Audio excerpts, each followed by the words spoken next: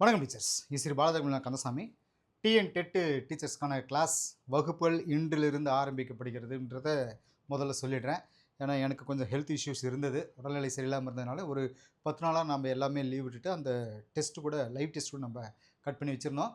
இப்போது இன்னும் ஒரு வாரத்தில் 100 நாள் ஷெட்யூல் வந்து உங்களுக்கு கண்டினியூ வர ஆரம்பிச்சிடும். 100 டேஸ் ஷெட்யூல் உங்களுக்கு டெட்டுக்கான புதுசாக ஷெட்யூல் வந்து உங்களுக்கு வர ஆரம்பிச்சிடும். சரி, இன்றிலிருந்து வகுப்புகள் ஆரம்பம் அப்படின்னு சொல்லிட்டு நான் சொல்லியிருந்தேன். நான் இன்றைக்கி முதல் கிளாஸாக பார்த்தீங்க அப்படின்னா வரலாறில் முதல்ல இருக்க வரலாறில் இப்போ ஸ்டார்டிங்லேருந்து கடைசி வரைக்குமே உங்களுக்கு கிளாஸ் வீடியோஸ் வந்துடும் வரிசையாக. அதே சமயத்தில் எல்லா சப்ஜெக்ட்டும் உங்களுக்கு இனிமேல் கிளாஸ் வீடியோஸ் வர ஆரம்பிச்சிடும். சரிங்களா? அடுத்து நமக்கு டெட் எக்ஸாம் பக்கத்தில் நெருங்க போகுது அப்படிங்கிறனால. சரி, இப்போ நம்ம முதல் கிளாஸாக வரலாறில் என்ன பண்ண போகிறோம் அப்படின்னா, பண்டைய இந்தியா அந்த தொடக்கம் அப்படிங்கிறத நம்ம ஆரம்பிக்க போகிறோம். அதாவது நம்மளுடைய அந்த டாப்பிக்கில் பார்த்தீங்கன்னா தொடக்கம் முதல் சிந்து நாகரிகம் வரை இருக்கும். சரிங்களா? சரி, இப்போது அந்த காலத்தை பற்றி நம்ம தெரிஞ்சுக்கிறதுக்கு எது நமக்கு சான்றுகளாக இருக்குதுன்னு பார்த்தீங்கன்னா, இந்த தொல்லியல் சான்றுகள் தான் நமக்கு உதவுதுன்னு நம்ம சொல்லுவோம். சரிங்களா? அதாவது விலங்குகளுடைய அந்த அந்த என்ன சொல்கிறது, இந்த எழுத்து சான்றுகள்லாம் இருக்கு இல்லைங்களா? விலங்குகளுடைய எலும்புகள், படிமங்கள், கற்கருவிகள், அதேமாதிரி எலும்பு கருவிகள், அப்புறம் பாறை ஓவியங்கள், கைவினைப் பொருட்கள் அப்படின்னு சொல்லிட்டு இது எல்லாமே சான்றுகளாக இருக்குன்னு நம்ம சொல்லலாம். எழுத்து படிவ சான்றுகள் இந்த காலத்தில் இல்லை. சரிங்களா? ஆனால் ஹரப்பா மக்கள் வந்து பார்த்திங்கன்னா ஒரு எழுத்து முறையை பயன்படுத்திட்டு இருந்தாங்க. அதனுடைய மீனிங் இன்னைக்கு வரைக்குமே அது புரியல. சரிங்களா? தெரிஞ்சுக்க முடியல. இன்னொரு முக்கியமான வரலாற்று சான்று சொல்லிட்டு பார்த்தோம் அப்படின்னா மொழி தான். அந்த காலகட்டத்தில் பார்த்தீங்கன்னா மொழி இப்படி இந்த மாதிரி இருந்திருக்கு. அதாவது இந்தோ ஆரிய, திராவிட, ஆஸ்ட்ரோ ஆசியாட்டிக் அண்டு தெபத்தோ பர்மன் அப்படின்னு சொல்லக்கூடிய இந்த மொழி குடும்பங்கள் நமக்கு ஒரு ஆதாரமாக இந்தியாவில் இருந்திருக்கு. சரிங்களா? ரைட். இப்போ அடுத்து இதுலேயே இந்த ஏரியாவிலே வரலாற்றுக்கு முந்தைய இந்தியா அப்படிங்கிற ஏரியாவில் நம்ம இதில் பார்க்க போகிறோம். முக்கியமான பாயிண்ட்ஸ் மட்டும் பாருங்களேன். வரலாற்று காலத்துக்கு முந்தைய இந்தியான்னா வரலாற்று காலத்துக்கு அதாவது முந்தைய காலம் அப்படிங்கிறது எதை வச்சு சொல்கிறோம் அப்படின்னா எழுத்து முறை வர்றதுக்கு முந்தைய காலகட்டத்தை சொல்லுவாங்க. சரிங்களா? எழுத்து முறை தோன்றுவதற்கு முன்னாடி அப்படின்னு சொல்லிட்டு மனித இனத்துடைய மூதாதையர்கள் பார்த்திங்கன்னா முதல்ல ஆப்பிரிக்காவில் தான் தோன்றியதாக சொல்லப்படுது. அப்புறம் உலகத்தினுடைய வேறு வேறு பகுதிகளுக்கு இடம்பெயர்ந்தாங்க. இப்படியாக ஆப்பிரிக்காவை விட்டு முதல்ல வெளியே இடம்பெயர்ந்த அந்த மனித இனம் வந்து ஹோமோ எரக்டஸ் அப்படின்ற ஒரு பேர். சரிங்களா? ஆப்பிரிக்கா விட்டு வெளியேறினது வந்து ஹோமோ எரக்டஸ் அப்படின்னு சொல்லுவாங்க. பொதுவாக எழுத்து தோன்றுவதற்கு முந்தைய காலத்தில் கற்காலம், வெண்கல காலம், இரும்பு காலம் அப்படின்னு சொல்லிட்டு 3 காலங்கள் நம்ம சொல்லுவோம். அதாவது வெண்கல காலம், இரும்பு காலம். இரும்பு காலங்கிறப்ப பார்த்தீங்கன்னா வேத காலகட்டம் வந்துடும். சரிங்களா? ஸோ இது பெரிய அளவுக்கு பார்க்கும்பொழுது 3 காலகட்டம்னு சொல்கிறோம். வரலாற்றில் ரொம்பவே தொன்மையான காலம் அப்படின்னா பழங்கற்காலம் அப்படின்னு சொல்லப்படுது. இதை வந்து 3ஆக பிரிச்சிருப்பாங்க. சரிங்களா? பழங்கற்காலம் வந்து 3ஆக பிரிச்சிருப்பாங்க. என்ன அப்படின்னா கீழ்ப்பழங்கற்காலம், இடைப்பழங்கற்காலம், மேல் பழங்கற்காலம் அப்படின்னு சொல்லிட்டு 3ஆக பிரிச்சிருப்பாங்க. இதுலேயே இன்னொன்று முக்கியமாக ஒரு விஷயம் நம்ம தெரிஞ்சுக்கணும். இந்த கற்காலம் அப்படின்னு வரும்பொழுது பார்த்தீங்கன்னா அதை பழங்கற்காலம், இடைக்கற்காலம், புதிய கற்காலம் அப்படின்னு இதில் 3 வகை இருக்குது. சரிங்களா? இந்த 3 தனி. சரிங்களா? இந்த பழங்கற்காலத்தில் தான் இந்த 3ஆக பிரிச்சிருப்பாங்க. இது வந்து பார்த்தீங்கன்னா இந்த 3 தனி. சரி, இப்போ இதில் இந்த பழங்கற்காலத்தில் வரக்கூடிய நம்ம கீழ்ப்பழங்கற்காலம்னு வருது பார்த்தீங்களா? இதுலேருந்து நம்ம கிளாஸ் போர்ஷன் இதுலேருந்து நம்ம ஃபஸ்ட்டாக ஒவ்வொன்றா பார்க்க ஆரம்பிச்சிடலாம். கீழ்ப்பழங்கற்காலத்துலேருந்து என்ன நம்ம தெரிஞ்சுக்க போகிறோம் அப்படின்னு சொல்லி பார்த்தீங்கன்னா, இந்த புதிய கற்காலத்தில் தான் விலங்குகள், தாவரங்கள் வளர்க்குறதுக்கான அந்த மனிதன் கற்றுக்கிட்டான் புதிய கற்காலத்தில். அந்த இந்த லாஸ்ட்டில் சொன்னோம் பார்த்தீங்களா, இங்கே இருக்கக்கூடிய இந்த புதிய கற்காலம் அப்படின்னு சொல்லிட்டு இதுலேருந்து தான் மனிதன் வந்து தாவரங்களையும் சரி விலங்குகளையும் வளர்க்குறதுக்கு கற்றுக்கிட்டான். அதுக்கப்புறம் தான் வந்துட்டு நாகரிகம் வளர்ச்சி அடைஞ்சு அடுத்தடுத்து காலகட்டத்தை நோக்கி வந்துட்டு இருந்தான். சரிங்களா? சரி, இப்போது அது உணவு உற்பத்திக்கு வழிவகுத்ததாக சொல்லப்படுது. சரிங்களா? ரைட். முதல்ல வந்து கீழ்ப்பழங்கற்காலம் இதுலேருந்து நம்ம என்ன கற்கால பண்பாடுலேருந்து நம்ம என்ன தெரிஞ்சுக்கணும், இந்த காலகட்டத்தில் தான் மனித மூதாதையர்கள் அதாவது முன்னாடி இருந்தவங்களை மூதாதையர்கள் அப்படின்னு சொல்லக்கூடிய ஹோமோ எரக்டஸ் இந்தியாவில் வாழ்ந்ததாக நம்பப்படுது. பழங்கற்காலத்தை சேர்ந்த கருவிகள் முதல்ல சென்னைக்கு பக்கத்தில் இருக்கக்கூடிய பல்லாவரம், சென்னைக்கு பக்கத்தில் இருக்கக்கூடிய பல்லாவரத்தில் ராபர்ட் ப்ரூஸ் ஃபுட் அப்படிங்கிறவர் 1863 கண்டுபிடிச்சார். சரிங்களா? மனித மூதாதையர் கருவிகள் செய்கிறதுக்காக பெரிய கற்பாலங்களையும் பெரிய பெரிய பாலங்கள் அதே மாதிரி கூழாங்கற்கள் எல்லாம் தேர்ந்தெடுத்தாங்க. அதை இன்னொரு உறுதியான ரொம்ப கெட்டியாக இருக்கக்கூடிய இன்னொரு உறுதியான கல்லால் சீவி கருவிகளை உருவாக்குனாங்க. இப்படியாக கற்களை செதுக்கி கோடாரி, சிறுகோடாரி, துண்டாக்குற கருவி, பிளக்கிற கருவி அப்படின்னு சொல்லிட்டு உருவாக்குனாங்க. சரிங்களா? சரி, இந்த இடத்துல 2 மரபுகள் பற்றி நம்ம புக்கில் கொடுத்துருப்பாங்க. ஒன்று அச்சுலியன் மரபு, இன்னொன்று சோகனியின் மரபு அப்படின்னு சொல்லிட்டு. அச்சுலியன் மரபு அது கைக்கோடாரின்னு ஏன் நம்ம சொல்கிறோம் அப்படின்னா கைக்கோடாரி வகை கருவிகள் கொண்ட மரபு அச்சுலியன் மரபு அப்படின்னும், கோலாங்கற்களை செதுக்கி உருவாக்க செய்யப்படக்கூடிய அந்த கருவிகளை கொண்ட மரபு சோகனியின் மரபு அப்படின்னு சொல்லப்படுது. ஸோ இந்த 2 மரபுகள் இந்த இடத்துல ரொம்ப முக்கியமானது. அச்சுலியன் மரபு அதிக அளவுக்கு கோடாரிகள், வெட்டுக்கத்திகள் கொண்டதுன்னு சொல்லப்படுது. இந்த வகை கைக்கோடாரிகள் முதல்ல பார்த்தீங்கன்னா பிரான்ஸ் இருக்கக்கூடிய செயின்ட் அச்சூல் அப்படிங்கிற இடத்துல கண்டுபிடிச்சாதான் ஒரு தகவல் உண்டு. அதனால் இது அச்சுலியன் கருவிகள் அப்படின்னு சொல்லப்படுது. சோகனியின் மரபு அப்படிங்கிறது துண்டாக்கும் கருவிகள், அதே மாதிரி அதே சார்ந்த அந்த வேலைகளுக்கான அந்த கருவிகள் மட்டுமே கொண்டதுன்னு சொல்லப்படுது. சரிங்களா? சரி, இவங்க எங்கே பரவி இருந்தாங்க, பரவல் அப்படின்னு சொல்லிட்டு பார்த்தீங்க அப்படின்னா சென்னை. இங்கே இந்த லிஸ்ட்டு மனப்பாடம் பண்ணுங்க. எக்ஸாமுக்கு இதுதான் கேட்குறாங்க. இப்போ இந்த ஊர் பேர் வரிசையாக கொடுத்துட்டு அந்த ஏரியா அதாவது இந்த மாநிலத்தினுடைய பேர் கொடுத்து அந்த ஏரியாவுடைய பேரை பொறுத்துக்களை கேட்டுருவாங்க. சரிங்களா? பரவாயில்ல. சென்னைக்கு பக்கத்தில் இருக்கக்கூடிய அதிரம்பாக்கம், பல்லாவரம், குடியம், அப்புறம் கர்நாடகாவுடைய ஹன்ஸ்கி சமையல் இருக்கக்கூடிய அந்த இசம்பூர், கர்நாடகாவுடைய ஹன்ஸ்கி சமையல் இருக்கிற இசம்பூர், அதே மாதிரி மத்திய பிரதேசம் இருக்கக்கூடிய பிம்பேட்கா. இது ரொம்ப ரொம்ப முக்கியம். மத்திய பிரதேசம் பிம்பேட்கா நல்லா மனப்பாடம் பண்ணிக்கோங்க. திரும்ப திரும்ப திரும்ப நிறைய இடங்கள் இதை தான் நம்ம படிப்போம். மத்திய பிரதேசம் இருக்கக்கூடிய பிம்பேட்கா இது எல்லாமே அச்சுலிய கருவிகள் கண்டுபிடிக்கப்பட்ட சில இடங்கள் அப்படின்னு சொல்லப்படுது. இதனுடைய கால வரிசை பார்த்தீங்கன்னா இந்தியாவில் கீழ்ப்பழம் கற்கால பண்பாடு பார்த்தீங்கன்னா 2 மில்லியன் ஆண்டுகளுக்கு முன்னாடி தொடங்கி இருக்கணும் அப்படின்னு சொல்கிறாங்க. இப்போதைய ஆய்வுகள் அப்படி சொல்லுது. ஆனால் இந்த பண்பாடு பார்த்தீங்கன்னா 60,000 ஆண்டுகள் முன்னாடி வரைக்குமே தொடர்ந்து இருந்துட்டு இருந்திருக்கு. தற்கால மனிதனுக்கு நெருக்கமான தோட்டத்தோடு இருக்கக்கூடிய மனித மூதாதையர் இனம் ஹோமினின். இந்த பேரை மனிதனில் வச்சுக்கோங்க. ஹோமினின் இப்போ இருக்கக்கூடிய அந்த மனித மூதாதையர் இனம் வந்து தற்காலிக மனிதனுக்கு ஈக்குவலாக இருக்குன்னு சொல்லுவாங்க. இவங்க வாழ்ந்ததுக்கான அடையாளங்கள் ஆப்பிரிக்காவில் அதிக அளவுக்கு இருக்குதுன்னு சொல்லப்படுது. ஆனால் இந்தியாவில் கம்மியாக தான் இருக்குது. சரிங்களா? அதிரம்பாக்கத்தில் பார்த்தீங்கன்னா ஹோமினின் வாழ்ந்ததுக்கான அடையாளமாக புதைப்படிவத்துடைய ஒரு பகுதியை ராபர்ட் புரூஸ் பூட் கண்டுபிடிச்சதாக சொல்லப்படுது. ஆனால் அந்த புதைப்படிவம் இப்போ எங்கே இருக்குன்னு தெரியல. இந்தியாவில் நல்லா தெரிஞ்ச ஹோமினின் புதைப்படிவம் மத்திய பிரதேசத்தில் இருக்கிற ஹோசங்காபாத் பக்கத்தில் இருக்கக்கூடிய ஹத்னோராவில் கண்டுபிடிச்சதுன்னு சொல்லப்படுது. அது ஒரு மண்டையோட்டினுடைய மேல் பகுதின்னு சொல்லப்படுது. சரிங்களா? இந்த ஊர் பேர்களை மெயில் வச்சுக்கோங்க. ரொம்ப முக்கியமானது. ஹோசங்காபாத்னு சொல்லுது, ஹத்னோரான்னு சொல்லுது, மண்டையுடைய மேற்பகுதி. சரி, நர்மதை மனிதன் அப்படின்ற ஒரு பேரை மெயிலில் வச்சுக்கோங்க. இது மனப்பாடம் பண்ணிக்கோங்க. ரொம்ப முக்கியமானது. நர்மதை மனிதன் அப்படின்னா தொழில் ஆய்வாளர்கள் சொல்லுவாங்க.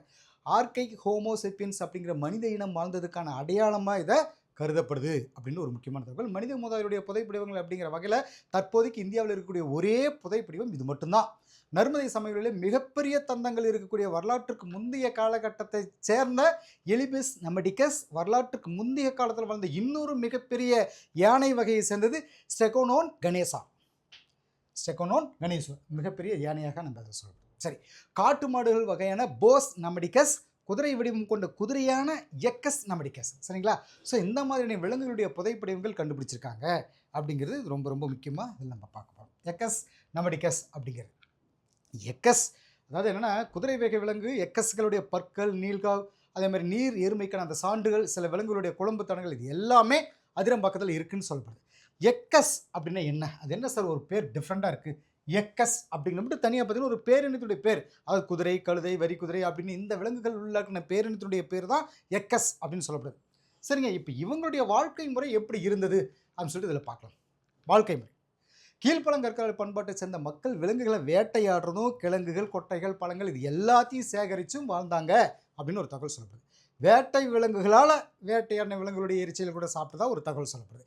திறந்த வெளியில், அதாவது திறந்த வெளியிலையும் ஆட்டு சமவெளிகளிலும் குகைகள்லையும் வாழ்ந்ததை மத்திய பிரதேசத்தில் இருக்கக்கூடிய பிம்பேட்கா அந்த இடத்துல இருக்கக்கூடிய இது சொல்லப்படுது. ஸோ அவங்களுடைய வாழ்க்கை முறையில் சென்னைக்கு பக்கத்தில் இருக்கக்கூடிய குடியம் அப்படின்னு இந்த இடங்களில் இந்த இருக்கக்கூடிய இந்த சான்றுகள் மூலமாக நம்ம எல்லாமே தெரிஞ்சுக்கலாம் அப்படிங்கிறது அதில் நம்ம பார்த்துக்கலாம். அடுத்து பாருங்கள், இடைப்பழங்கற்காலம் அப்படிங்கிற ஏரியாவில் வந்து நம்ம என்னென்ன தெரிஞ்சுக்க போகிறோம். இன்னிலிருந்து இதுக்கு முன்னாடி 4 லட்சம் ஆண்டுகளுக்கு முன்னாடியான காலப்பகுதியில் கற்கள் தொடர்பான தொழில்நுட்பத்தில் மாற்றங்கள் வந்துச்சு. இந்த காலகட்டத்தை சேர்ந்தவங்க ஹோமோ எரெக்டஸ் வகையை சேர்ந்தவர்கள் அப்படின்னு சொல்வது. ஹோமோ எரெக்டஸ் மனிதர்கள் இப்போ இருக்கிற உடலமைப்பு கூறுகளுடைய அந்த ஏறத்தாழ 3 லட்சம் ஆண்டுகளுக்கு முன்னாடி தோன்றியதா கருதப்படுது. சரிங்களா? இந்தியாவில் இடைப்பழங்கற்கால கட்டத்தை நெவாசா அப்படிங்கிற இடத்துல பிரவாரா ஆற்றங்கரையில் எஸ்டி செங்லியா அப்படின்ற தொல்லியல் ஆய்வாளர் முதல்ல கண்டுபிடிச்சார். இதை தொடர்ந்து இடைப்பழங்கற்கால இருந்த அந்த பல இடங்களையும் கண்டுபிடிச்சதாக ஒரு தகவல் உண்டு. சரிங்களா? ஸோ இந்த பேர் நெவாசா, பிரவாரா, எஸ்டி செங்கிலியா அப்படிங்கிறது. இந்த காலகட்டத்தை சேர்ந்த மனிதர்கள் வாழ்ந்ததாக சொல்லப்படுற அதிரம்பாக்கத்துடைய காலம் இன்னிலிருந்து பார்த்தீங்கன்னா 3,85,000 1,72,000 வருஷம் தான் வரும் கிமு அப்படின்றப்போ. ஸோ 1,72,000 ஆண்டுகளுக்கு இடைப்பட்டது அப்படின்னு சொல்லப்படுது. இந்தியாவில் இடைப்பழங்கற்கால பண்பாடு பொது ஆண்டுக்கு முன்னாடி கிமு பார்த்தீங்கன்னா 3,80,000 40,000 இடைப்பட்ட காலகட்டத்தில் இருந்ததாக சொல்லப்படுது. ஆப்பிரிக்காவில் இடைப்பழங்கற்கால அந்த ஹோமோசெப்பியன்ஸ்களுடைய தொடர்புபடுத்தப்படுது ஆப்பிரிக்காவில். அதே மாதிரி ஐரோப்பாவில் பார்த்தீங்க அப்படின்னா நியாண்டர்தாலுடைய வகையை சேர்ந்ததாக தொடர்படுத்தப்படுது. ஏன்னா வேறு காலகட்டங்களில் வேறு இடங்களில் வேறு மாதிரி அது இதை சொல்லப்படுது. இந்த காலகட்டத்துடைய பரவல்னு எடுத்துட்டோம்னா நர்மதை, அப்புறம் கோதாவரி, கிருஷ்ணா, யமுனை அப்படி இந்த ஆறுகளுடைய சமவெளிகளில் இருந்ததாக சொல்லப்படுது. அதுக்கு முன்னாடி ரொம்ப முக்கியமான வார்த்தைகள் இது. செட், ஜாஸ்பர், கால்சிடினி, வாட்ஸ் இந்த பேரெல்லாம் வந்து ஏற்கனவே எக்ஸாம்பிள் கேட்ட பெயர்கள். எதுக்காக அப்படின்னா இந்த கற்கள் மூலப்பொருட்களாக பயன்படுத்தியிருக்காங்க அந்த காலகட்டத்தில். சரிங்களா? ரைட், அடுத்ததாக பாருங்கள் மேல் பழங்கற்காலம். இதுலேருந்து நம்ம என்னென்ன தெரிஞ்சுக்க போகிறோம்னா மேல் பழங்கற்காலம் வந்து இடைப்பழ கற்காலத்தை தொடர்ந்து வந்தது அந்த பண்பாட்டு படிநிலை அந்த மேல் பழங்கற்கால பண்பாடுன்னு சொல்லப்படுது. ஏறத்தாழ 3,00,000 ஆண்டுகளுக்கு முன்னாடி ஆப்பிரிக்காவுடைய சகாரா பாலைவனம் உங்களுக்கு தெரியும் இல்லைங்களா? ஆப்பிரிக்காவில் இருக்கக்கூடிய சகாரா பாலைவன பகுதிக்கு பக்கத்தில் உருவான நவீன மனிதர்கள் ஏறத்தாழ 60,000 ஆண்டுகளுக்கு முன்னாடி ஆசியாவோட பல பகுதிகளுக்கும் பரவனதாக சொல்லப்படுது. இந்த காலகட்டத்தை சேர்ந்த கற்கருவிகள் கத்தி, வாள் மாதிரியான அந்த வெட்டு வாய் இருக்கிறதாகவும் எலும்பாலை செஞ்சதாகவும் இருந்துச்சுன்னு சொல்லப்படுது. மேல் பழங்கற்காலத்தில் சின்ன கற்களில் செஞ்ச கருவிகள் அறிமுகம் செஞ்சாங்க. இது உருவாக்குறதுக்கு சிலிக்கான் இருக்கக்கூடிய மூலப்பொருள் வேறு வேறு வகைகளில் பயன்படுத்த ஒரு தகவல் உண்டு. எலும்பால் செஞ்ச கருவிகளும் விலங்குகளுடைய எஞ்சின பகுதிகளும் ஆந்திர பிரதேசத்தில் இருக்கிற கர்னூல் குகைகளில் கண்டுபிடிச்சதாக ஒரு தகவல் சொல்லப்படுது. சரிங்களா? ஸோ இது வந்து ஒரு பொறுத்துகளை கேட்கறதுக்கு வாய்ப்பு இருக்குது. ஸோ இந்த பேரை வரிசையாக மனப்பாடம் பண்ணிக்காங்க. கர்நாடகா மெரல் பாவி. இந்த எதுக்காக சொல்கிறோம்னா, இப்போ இதனுடைய காலவரிசை பாருங்களேன். ஏறத்தாலும் இன்னிலேருந்து பார்த்தீங்கன்னா முன்னாடி பார்த்தீங்கன்னா 40,000 10,000 ஆண்டுக்கு உட்பட்ட காலத்தில் மேல் பழங்கற்கால பண்பாடு நிலவி இருக்கலாம் அப்படின்னு சொல்லப்படுது. இவங்க எங்கெங்கே பரவி இருந்தாங்க அப்படின்னு சொல்லிட்டு பார்த்தோம் அப்படின்னா, கர்நாடகாவில் இருக்கக்கூடிய மெரல் பாவி, ஆந்திராவில் இருக்கக்கூடிய கர்னூல், ஆந்திர பிரதேசத்தில் இருக்கக்கூடிய கர்னூல் குகைகள், தெலுங்கானாவில் இருக்கக்கூடிய கோதாவரி காணி, மத்திய பிரதேசத்தில் இருக்கக்கூடிய சோன் பள்ளத்தாக்கில் இருக்கிற பகோர் 1, பகோர் 3.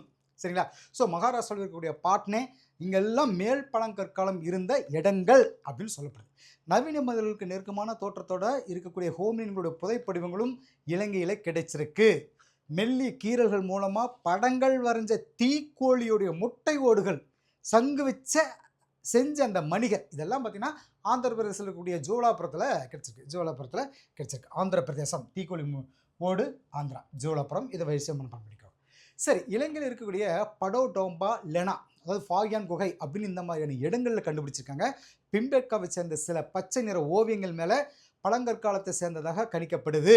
அடுத்து பார்த்தீங்கன்னா இடைக்கால பண்பாடு. ரெண்டாவதாக இடைக்கற்காலம். சரிங்களா? பழங்கற்காலத்தில் 3 வகை முடிச்சிருப்போம். மேல், இடை, கீழ். இதை படிச்சிருப்போம். அதாவது கீழ், இடை, மேல் முடிச்சிருந்தாலும் இது வந்து இடைக்கற்கால பண்பாடு. இது ரெண்டாவதாக சொல்லப்படுது.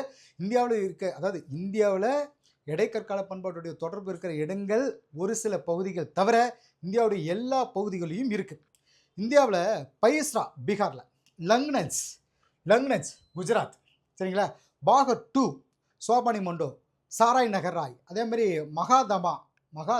மகாதகா தம்தமா, இது எல்லாமே பார்த்திங்கன்னா உத்தரப்பிரதேசத்தில் இருக்கக்கூடிய ஒரு பகுதி ஏரியா தான்.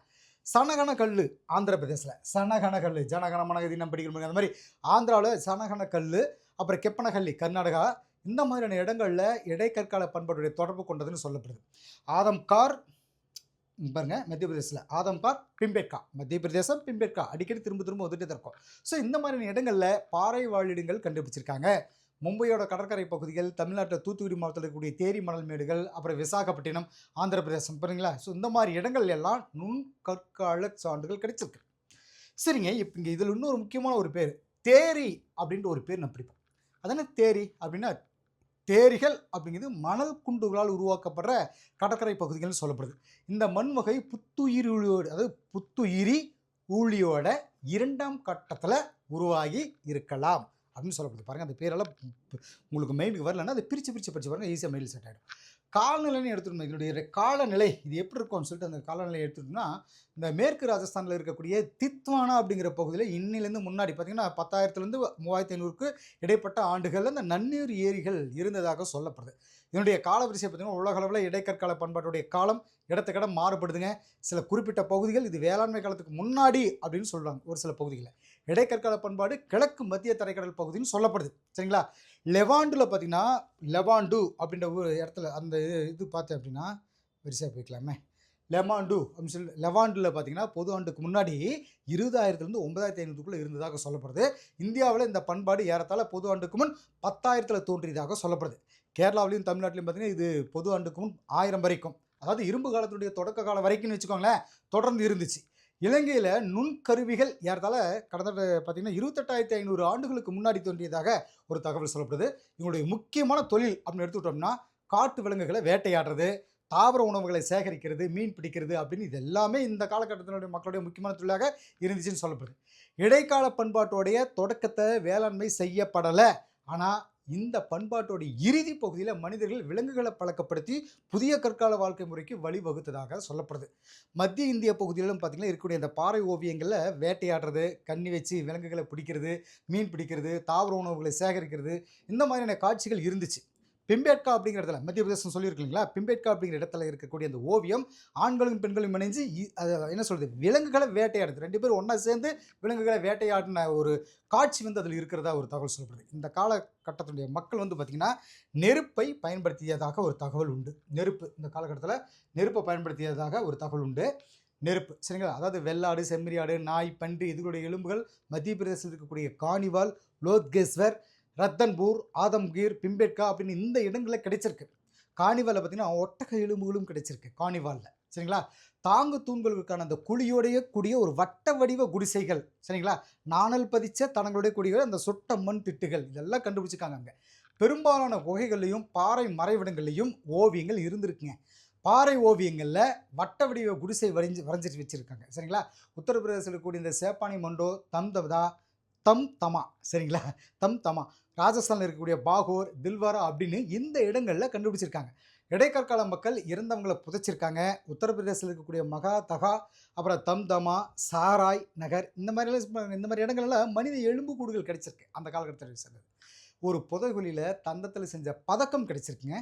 சரி, இப்போ இவங்க கிட்ட கலை அப்படின்னு எடுத்துக்கிட்டோம்னா என்ன? கலை. இவங்க என்ன அந்த காலகட்டத்தில கலை இருக்கா? அப்ப கலை அப்படின்னு எடுத்துக்கிட்டோம்னா, வடிவியல் வேலைப்பாடுகளுடன் கூடிய படிகக்கல் ராஜஸ்தான்ல இருக்கக்கூடிய சந்திராவதியில கிடைச்சிருக்கு. Very very important point. எக்ஸாம்ல கேட்க வாய்ப்பு இருக்கு. எலும்புல செஞ்ச பொருள்கள் பிம்பேட்கால இருக்கு. வடிவியல் வேலைப்பாடுகளுடைய கூடிய மனித பல்லும் கிடைச்சிருக்கு.